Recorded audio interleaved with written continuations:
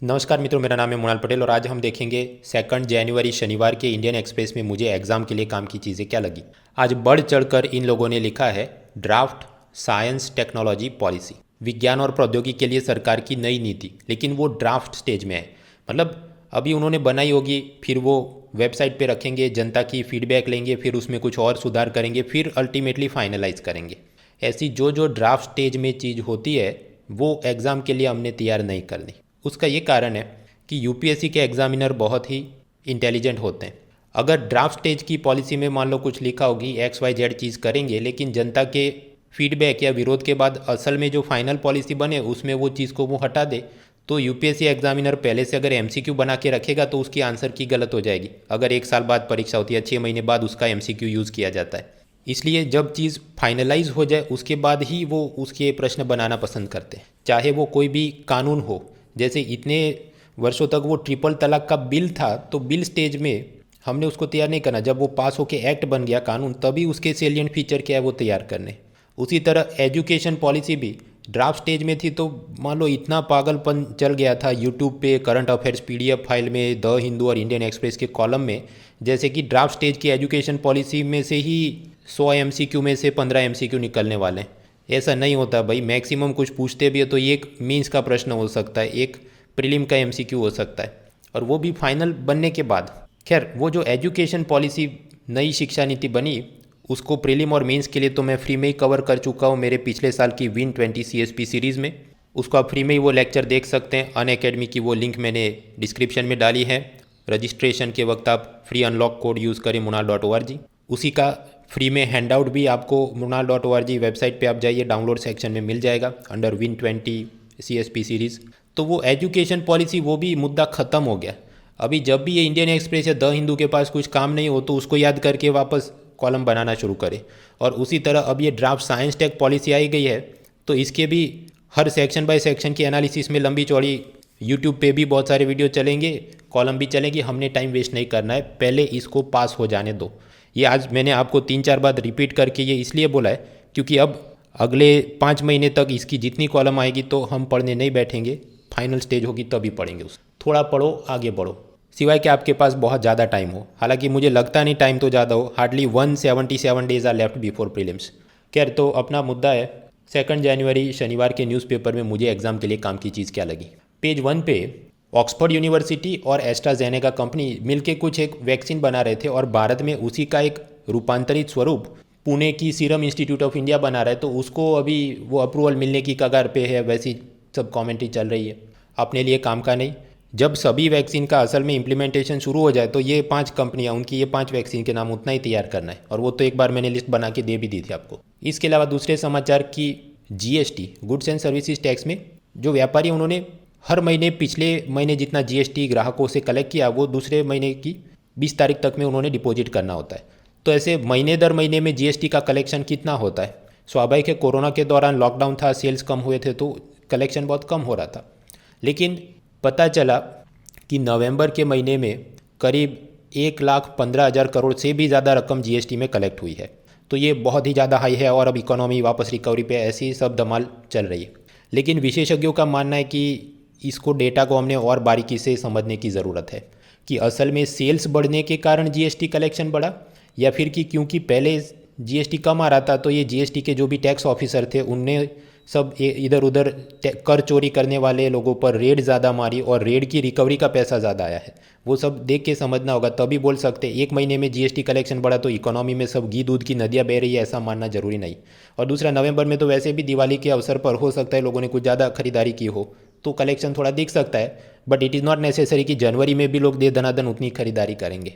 खैर, तो ऐसी सब ये कॉमेंट्री चलती रहती है, हमें थोड़ी समझ होनी चाहिए, बाकी ये पूरा कुछ काम का नहीं। उसके अलावा पेज 1 पर जो जो चीज़ें हैं वही सब, किसान, कोरोना, IIM अहमदाबाद का बिल्डिंग रेनोवेट करने वाले थे, विद्यार्थियों ने विरोध किया कि वो लुइस काहन की ये ऐतिहासिक इमारत है, तो फिर अल्टीमेटली प्लान को ड्रॉप किया गया, वगैरह वगैरह। कुछ काम का नहीं, आगे बढ़ो। पेज 2 अनुसंधान, कुछ काम का नहीं। Page 3 state specific news. मित्रों, गुजरात और बिहार में आप जानते हैं शराबबंदी है, लिकर प्रोहिबिशन, लेकिन ये गुजरात के ही बाजू में एक यूनियन टेरिटरी है, दीव दमन।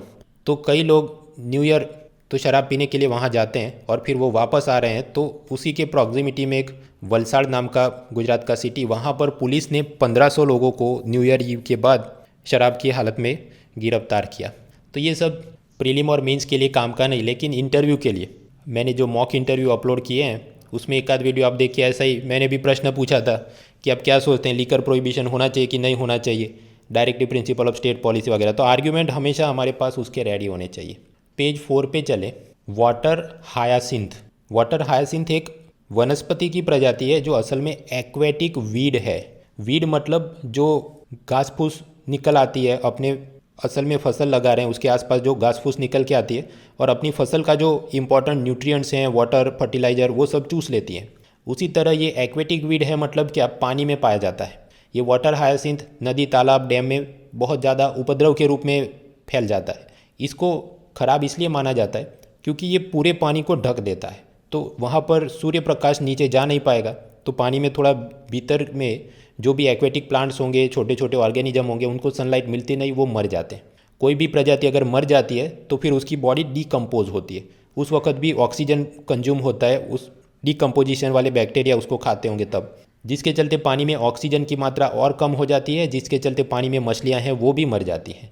तो ये वाटर हायासिंथ इसे बहुत ही ऐसी उपद्रवी एक्वेटिक वीड माना जाता है। खैर गुजरात के कुछ डैम में इसकी प्रॉब्लम ज़्यादा थी, तो अब राज्य सरकार ने ये वीड को हटाने के लिए स्पेशल टाइप की बोट खरीदी है। खैर वो कौन सी बोट का नाम क्या है वो सब काम का नहीं, हमारे एनवायरनमेंट के लिए प्रश्न क्या है। वाटर हायासिंथ तो क्या है, ये कोई कोरोना की जड़ी बूटी नहीं है, ये असल में एक्वेटिक वीड है, that's all.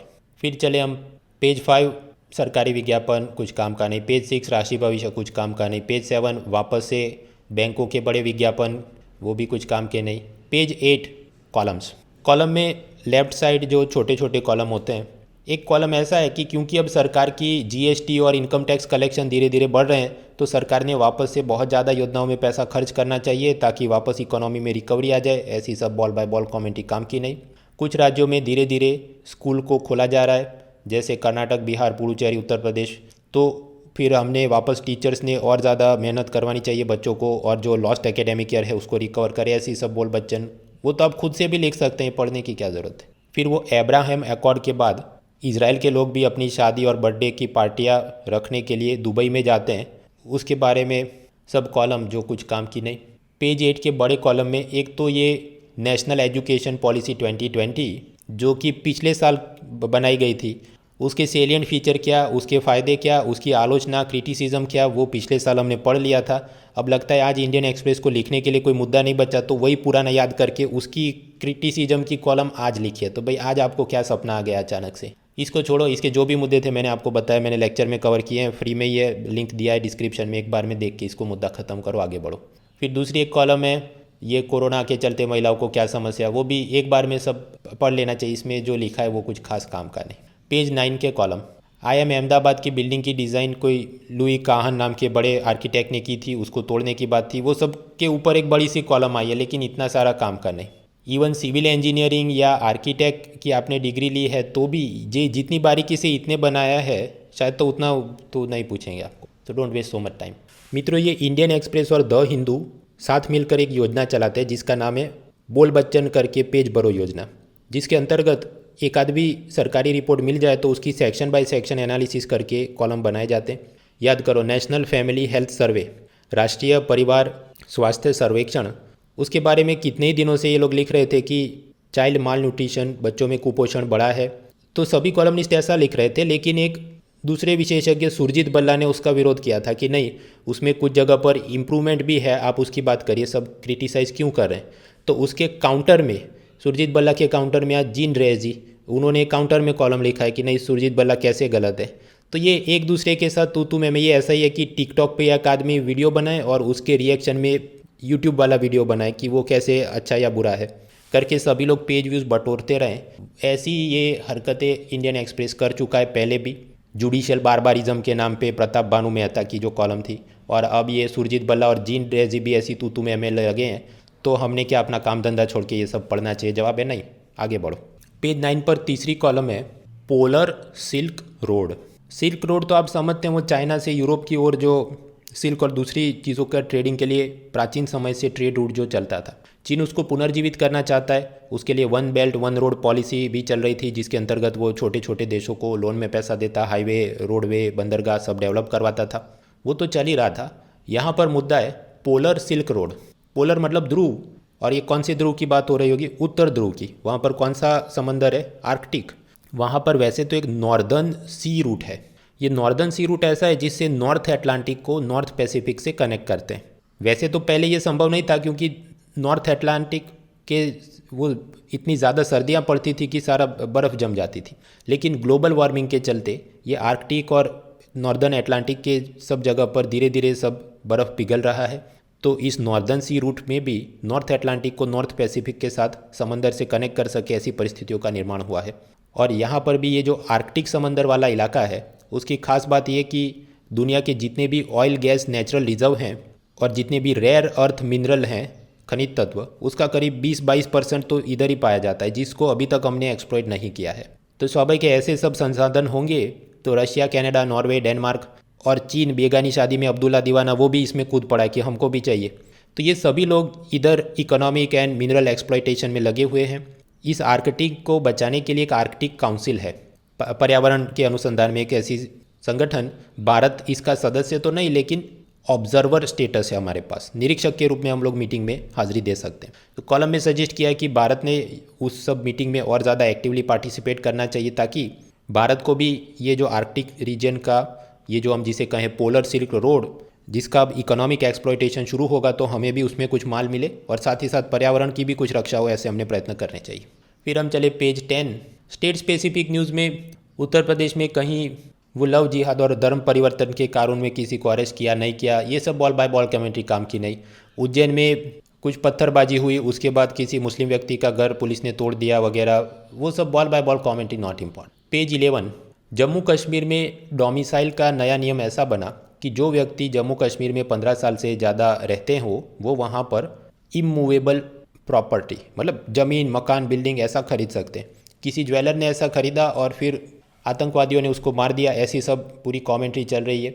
Individual incidents not important, नियम हमको पता होना चाहिए कि हाँ ये डोमिसाइल का ऐसा नियम और फिर उसमें ये घटनाएं हो रही।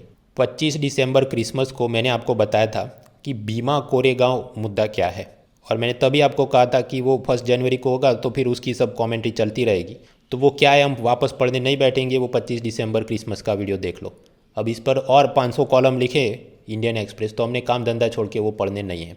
आरएसएस के लीडर मोहन भागवत ने एक नई किताब का विमोचन किया, making of a Hindu patriot, background of Gandhiji's Hind Swaraj. उसके लेखक हैं जेके बजाज एंड एमडी श्रीनिवास। लेकिन ये कोई बड़े मित्रों नॉन आईएएस एग्जाम में बुक और उसका ऑथर कौन है ऐसे प्रश्न आते हैं, लेकिन उसमें हमारा मेन फोकस किधर रहना चाहिए? नोबेल का लिटरेचर किसको मिलता है प्राइज़, बुकर प्राइज़ किसको मिलता है, साहित्य अकादमी का कोई, या कोई बहुत बड़ा ऑथर जिसकी मृत्यु हो गई उसने कौन सी किताब लिखी थी, और या फिर कोई बहुत बड़े साइंटिस्ट, इकोनॉमिस्ट जैसे रघुराम राजन, उर्जित पटेल, कोई प्रेसिडेंट ऑफ इंडिया या अमेरिका, प्राइम मिनिस्टर या भूतपूर्व कोई प्राइम मिनिस्टर जिनका देहांत हुआ उनकी बायोग्राफी निकले, वो भी कोई बड़े ऑथर ने लिखी हो। तो ऐसे बड़े बड़े और जाने माने हस्तियों के ही किताबों पर फोकस करना चाहिए। यहाँ पर गांधी जी बेशक उनसे ज़्यादा कोई मशहूर नहीं, लेकिन ये जो किताब लिखी है वो इतने कोई मशहूर नाम दिखते नहीं लेखकों के। तो हमने ये ऐसी छोटी छोटी किताबों के भी नाम याद रखने जाए कि मुझे बैंक की परीक्षा में पूछेंगे तो भाई आप टाइम सही से इस्तेमाल नहीं कर। फिर हम चले पेज 12।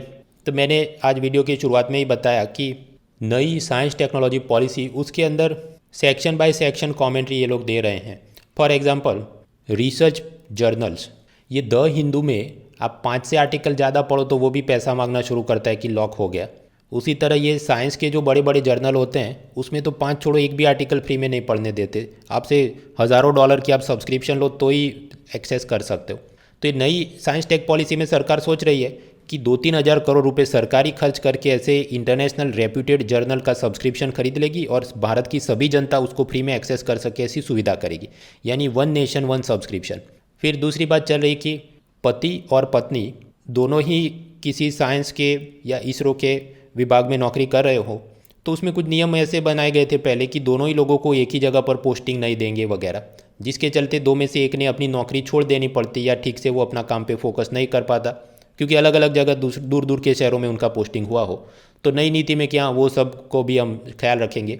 और अगर LGBTQ समलैंगिक कपल हो तो उसमें तो ये पति पत्नी वाली चीज़ करके उनको भी कि दोनों ही एक ही विभाग में नौकरी कर सके, ऐसा नहीं कि दूसरे को दूर के विभाग में या दूसरे के सिटी में पोस्टिंग देंगे, ये सब किया जाए। भाई इतना छोटा छोटा बारीक कौन पूछता है, ये don't waste time like this. आगे ट्रिपल तलाक, उसको रोकने के लिए सरकार ने कानून बनाया जिसका नाम है मुस्लिम women protection of rights on marriage act 2019। उसमें बात क्या है कि जो पति है वो ऐसे ट्रिपल तलाक नहीं दे सकता, और देगा तो फिर उसको जेल भी हो सकती है और उसने सब मेंटेनेंस के रूप में वाइफ को और बच्चों को पैसा देना होगा वगैरह। तो ये कानून कैसा है कि उसमें जो मुस्लिम पति है उसको सज़ा हो सकती है। मुस्लिम पति की जो माँ है, मतलब ये जो विक्टिम महिला है उसकी सास मदर इन लॉ, उसको जेल में बंद करने का तो कानून में कुछ नहीं लिखा है। तो सुप्रीम कोर्ट ने एक जजमेंट में ऐसा कहा है कि Muslim man can be accused under triple talaq law but not his mother. तो ये क्या अपने एग्जाम के लिए काम का है? भाई ये ट्रिपल तलाक कानून की क्या सेलियंट फीचर थे उतना हमको पता होना चाहिए, और उससे क्या महिला सुरक्षा और उनके विकास में फ़ायदा होता है उतना पता होना चाहिए। फिर उसके सेक्शन का इंटरप्रिटेशन ये अलग से ऐसा उसका MCQ बनेगा, भाई ऐसा MCQ UPSC नहीं बनाती। कुछ लोग ये करते हैं कि मेन मुद्दा एक तरफ, वो जवाब की शुरुआत ही ऐसे करते हैं कि सुप्रीम कोर्ट ने ये कहा कि सास को जेल में नहीं बंद कर सकते। भाई मेंस में आप इस तरह से लिखते हैं वो अच्छे मार्क्स नहीं दिलवाता। वहाँ मेन मुद्दा भटक गए कि ये कानून था, नहीं सुप्रीम कोर्ट ने अभी ये कहा था कि उसमें सास को नहीं पकड़ सकते। कुछ लोग ये जताना चाहते हैं कि उनको दूसरे से अलग कोई यूनिक चीज़ पता है, लेकिन आपको जो यूनिक चीज़ पता है वो ऑफिसर लेवल की एग्ज़ाम के लिए क्या काम की है कि नहीं, वो पहले सोच के लिखना चाहिए जवाब में क्या लिख रहे हैं। एथिक्स मेंस पेपर 4 में एक सिलेबस टॉपिक है सोशल मीडिया। कुछ महीनों पहले याद करो केरला सरकार एक ऐसा कानून ला रही थी कि सोशल मीडिया में कोई फेक पोस्ट डालेगा या दूसरों को कुछ ट्रोलिंग वगैरह करेगा तो उसको बहुत सख्त सजा होगी, लेकिन जनता ने उसका विरोध किया तो कानून तो वापस ले लिया। लेकिन केरला सरकार अभी भी वो मुद्दा छोड़ नहीं रही है कि ये सोशल मीडिया में फेक न्यूज़ का जो उपद्रव है उससे लड़ने के लिए एक Satyameva Jayate digital media literacy programme launch कर रहे हैं, जहाँ नागरिकों को सिखाया जाएगा कि आप फेसबुक में या कहीं पर कोई न्यूज़ पढ़ते हैं तो वो सच्ची है कि नहीं, उसको आप कैसे वेरीफाई करें। ऐसा सब ताकि ये फेक न्यूज़ का जो माहौल सोशल मीडिया फेसबुक व्हाट्सएप वगैरह में चल रहा है उसको वो कंट्रोल कर सके। केरला में ये सत्यमेव जयते है ऐसा MCQ में याद नहीं रखना, लेकिन मेंस में जब आप लिख रहे हैं तो आपने कुछ नोटेबल इनिशिएटिव करके हाँ ऐसा कुछ सरकार के कदम उठाए गए हैं पूरे भारत में रेप्लिकेट करो वगैरह। उसके अलावा पेज 12 पर वही सब कांग्रेस BJP टाइप की तू मैं जो काम की नहीं। Page 13 explain series. Explain series में एक बड़ी वाली है कि पिछले साल में क्या हुआ करके वो रोज़ थोड़े थोड़े चीज़ों पर बात करते हैं। आज उन्होंने मुद्दा पकड़ा है इंडिया एंड द वर्ल्ड, यानी इंटरनेशनल रिलेशन के बारे में। अब इसमें ऐसा कुछ भी नहीं जो पिछले करीब ये 1.5 महीने से हम लोग पढ़ रहे हैं उसमें हमने नहीं पढ़ा, वही चीज़ें रिपीट हो रही है, लेकिन एक एक पैराग्राफ में छोटा करके उसने लिखा है कि ट्रम्प की हार हुई, मिडल ईस्ट में ये अब्राहम अकॉर्ड के बाद रिश्ते बदल रहे हैं, भारत ने उसमें और संजीदा होने की ज़रूरत है, रशिया चीन वापस फ्रेंडशिप कर रहे हैं, भारत ने और सीरियस बनने की ज़रूरत है, RCEP अग्रीमेंट जो भारत ने ज्वाइन नहीं किया है, ब्रिटेन और यूरोपियन यूनियन की ब्रेग्जिट के बाद की ट्रेड डील वगैरह मुद्दे। तो एक एक पैराग्राफ में इसने वो समझा के लिखे हैं। तो ये आप पढ़िए शुभजीत रॉय की एक्सप्लेन सीरीज। दूसरी एक्सप्लेन सीरीज़ है उत्तर प्रदेश, मध्य प्रदेश और हिमाचल प्रदेश में धर्म परिवर्तन के कानून में क्या समानता और क्या डिफरेंस है। भाई ऐसा कौन कंपेरेटिव एनालिसिस पूछता है, तो don't waste time in columns like this. आगे बढ़ो। पेज 14 विश्व समाचार। एक तो वही कोरोना के बारे में चीज़ें। फिर इंग्लैंड ने महिलाओं के सैनिटरी प्रोडक्ट्स नैपकिन वगैरह पे पहले जो सेल टैक्स लगता था या जिसको वो कहते थे टैम्पून टैक्स, उसको हटा दिया, अब से 0%। ये भी हमको तैयार करने की ज़रूरत नहीं, भारत की चीज़ हमको पता होनी चाहिए। तो भारत के अंदर सैनिटरी नैपकिन वगैरह पर कितना GST लगता है? जवाब है 0%, क्योंकि वो एसेंशियल नेसेसिटी माना जाता है, वो कोई लग्जरी प्रोडक्ट नहीं है। ऑस्ट्रेलिया के राष्ट्रगीत में कुछ शब्द थे तो उनकी जो एबोरिजिन्स, मतलब जो वहाँ पहले से मूल निवासी थे, जैसे अमेरिका में उनके मूल निवासी वो अमेरिकन इंडियन, वैसे ऑस्ट्रेलिया में भी उनके मूल निवासी जो होंगे, और बाद में गोरे लोग तो यूरोप से आए थे।